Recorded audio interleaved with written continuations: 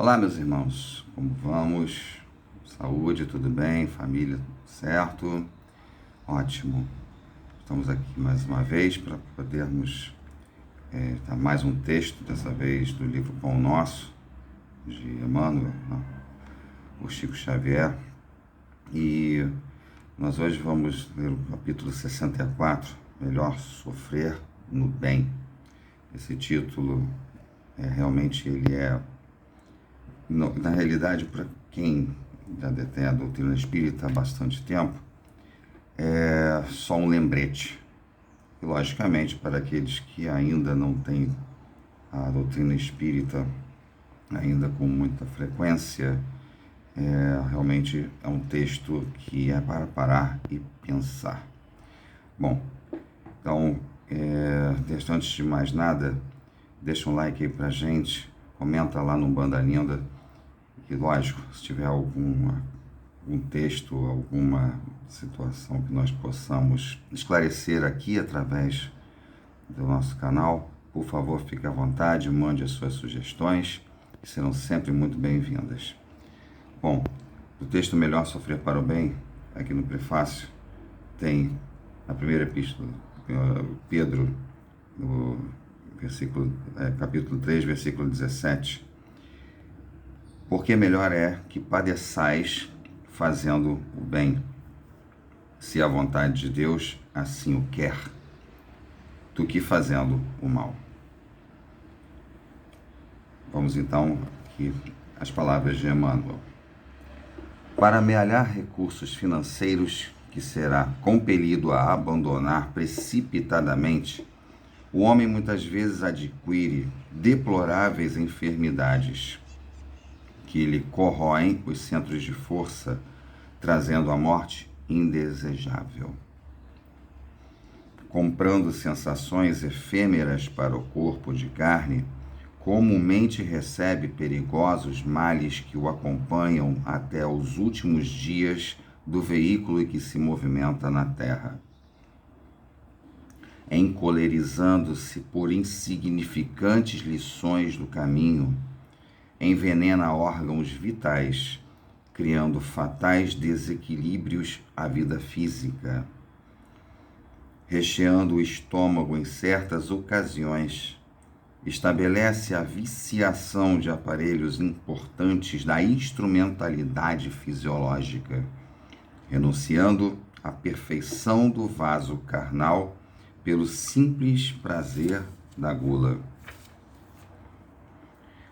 Por que temer os percalços da senda clara do amor e da sabedoria, se o trilho escuro do ódio e da ignorância permanece repleto de forças vingadoras e perturbantes? Como recear o cansaço e o esgotamento, as complicações e incompreensões, os conflitos e os desgostos decorrentes da abençoada luta pela suprema vitória do bem, se o combate pelo triunfo provisório do mal conduz os batalhadores a tributos aflitivos do sofrimento? Gastemos nossas melhores possibilidades a serviço do Cristo, empenhando-lhe nossas vidas. A arma criminosa que se quebra e a medida repugnante consumada provocam sempre maldição e sombra, mas para o servo dilacerado no dever e para a lâmpada que se apaga no serviço iluminativo, reserva-se destino diferente. Óbvio, nós, logicamente, revestidos do corpo de carne, encarnados nesse orbe, nós entendemos que todas as situações de certo conforto, de certo estabelecimento da nossa vida, são necessários, são realmente condizentes com a nossa situação. Você ter um lar, você ter um veículo, no caso, que se movimente, ou não ter esse veículo, que hoje em dia é muito fácil você chamar transporte, né? Seja ele qual for, mas um lar, uma cama para você dormir, logicamente um refrigerador para manter os seus alimentos, você ter logicamente a sua despensa, os seus alimentos para você, lógico, isso tudo, obviamente, é necessário.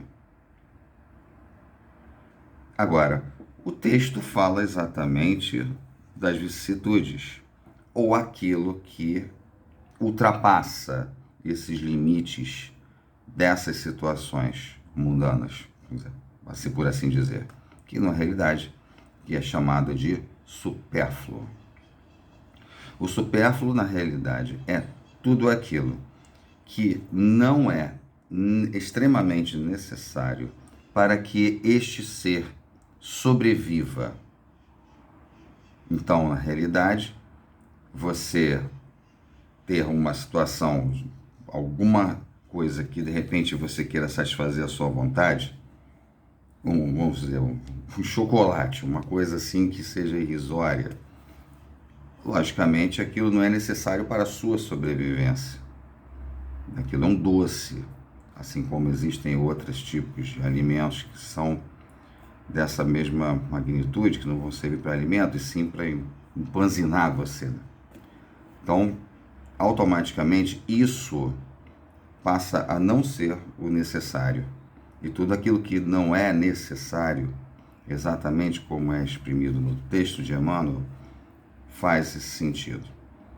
Ele menciona sobre a gula, o que na realidade é o extrapolar, né, das suas capacidades de se alimentar.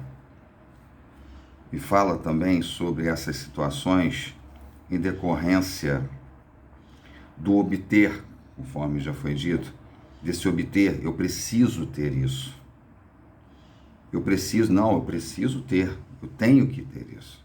Eu preciso. E a pessoa fica canalizando o seu pensamento, muitas das vezes, para aquela aquisição, para aquela situação de que realmente ele está pretendendo da vida. Então ele simplesmente passa a entender o grau de necessidade que ele precisa daquela situação. Então, ele simplesmente, muitas das vezes, ofusca os pensamentos, que no caso são pensamentos dignos de auxílio, de ajuda, de companheirismo, de família, em troca de pensamentos de ambição. Então essa ambição, ela passa a exercer um papel nefasto na sua vibração. Passa a exercer um processo completamente repugnante dentro dessa associação, que passa, então, a canalizar como ideia central aquele objeto de desejo, que passa na ambição, obviamente, que passa como desejo, certamente, mas onde ficam as demais coisas? Então, a maior parte do tempo em que aquela criatura vai passar o seu dia, ele vai passar pensando naquele objeto, naquela coisa que ele quer adquirir.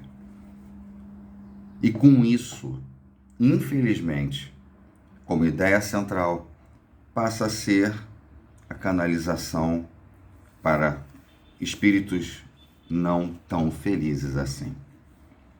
E que aproveitam-se desse detalhe para que eles possam, sim, dar, desculpa a expressão, linha na pipa e automaticamente fazer com que você continue naquela vibração inferior.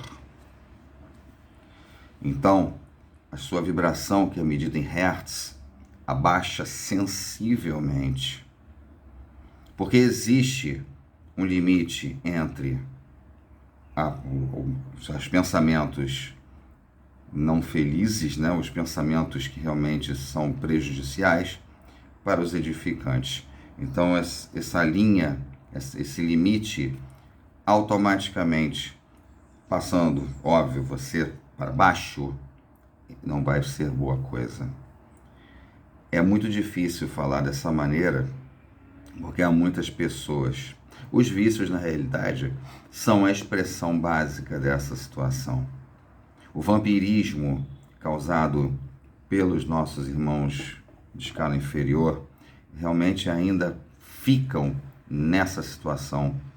Infelizmente, não tem muito jeito a dar, exceto pelos bons exemplos. Quando nós temos um filho, que esse filho é rebelde, que ele tem problemas, muitas das vezes temos que lembrar que essa associação da vida pretérita está presente aqui e que as lembranças do inconsciente automaticamente refletem o comportamento do menino ou da menina. Então, temos realmente que entender que somente a transformação virá com pensamentos edificantes e não com conflitos, guerras, rixas, com conspirações. Isso, na realidade, não irá refletir em absolutamente nada. Pelo contrário, nós estaremos, sim, tendo grandes problemas a partir desse contexto. Então, meus irmãos, pensemos, se nós precisamos gastar a nossa energia, se nós precisamos canalizar a nossa energia, o que na realidade nós estamos pretendendo fazer? Nós estamos pretendendo edificar, estamos pretendendo construir, estamos pretendendo auxiliar. Então, se nós estivermos dentro dessa faixa, todas as situações, reveses que nós estivermos, que nós tenhamos a ideia de que nós precisamos manter essa faixa para cima, certamente nós não iremos cair nas armadilhas. Quer ver uma coisa interessante? Quem de vocês no Natal, ou no final do ano agora, arrumou o armário? Sabe aquele, principalmente para as mulheres, né? Sabe aquele vestido que foi lá da década de 90, que você ainda cisma que vai dar? Pois é, lamento informar que não. Sabe aquele sapato que está lá há 500 anos que você comprou e que não vai usar? Sabe, meu caro, você simplesmente está ali com aquele terno que, se você veste hoje, vai quase na altura do cotovelo e você ainda cisma que aquilo ali dá? Meu irmão, são essas coisas que retêm nossa energia.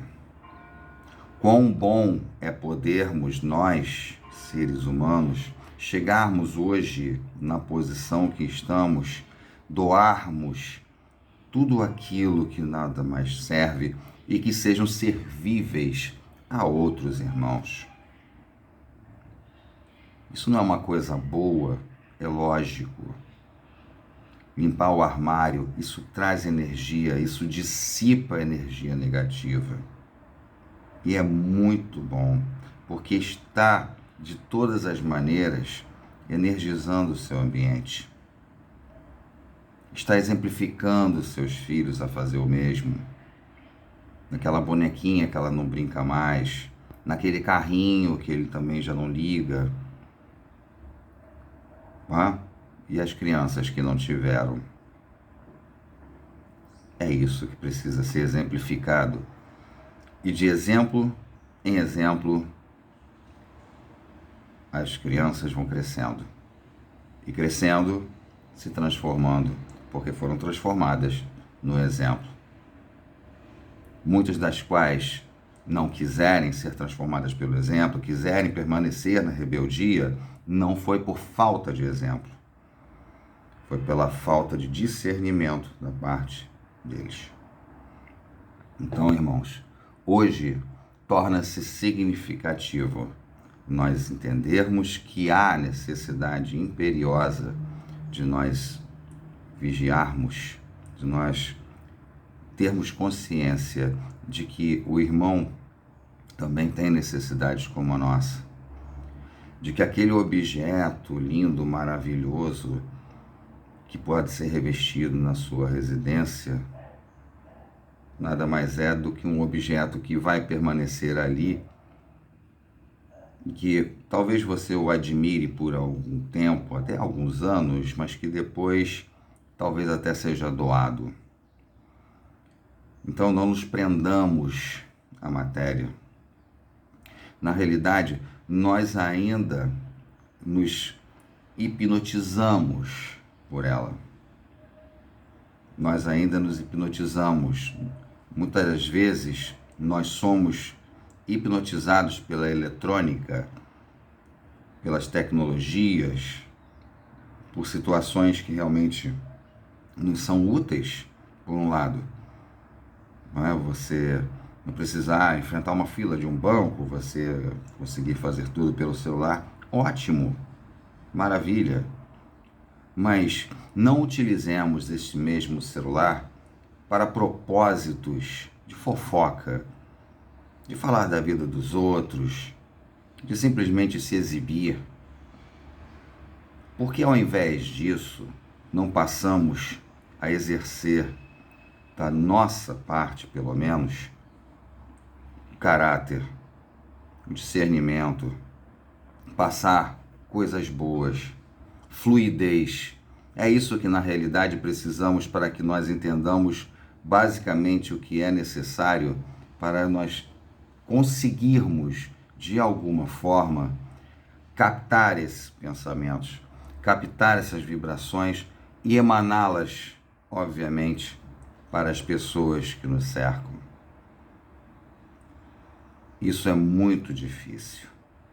O ser humano continua completamente, desculpando a expressão da palavra, idiotizado pela eletrônica, pela tecnologia. Infelizmente, não utilizamos a racionalidade dessa tecnologia para propósitos positivos. Muito pouco, porque na realidade a banalização, as situações completamente piltres em relação a exatamente isso que eu falei sobre falar na vida dos outros, exibir-se, condições realmente completamente não edificantes. Por que não uma palavra? Por que não uma frase? Por que não dizer, na realidade, a partir dali, coisas que realmente importam para o ser humano? E o que eu faço aqui? O que eu faço é simplesmente divulgar o Espiritismo em bases, logicamente, doutrinárias e que fazem com que nós todos tenhamos maior conhecimento. Então, tudo aquilo que aumenta o conhecimento, tudo aquilo que alimenta o positivo, tudo aquilo que realmente faz com que você edifique alguém de alguma forma, é válido, é do bem.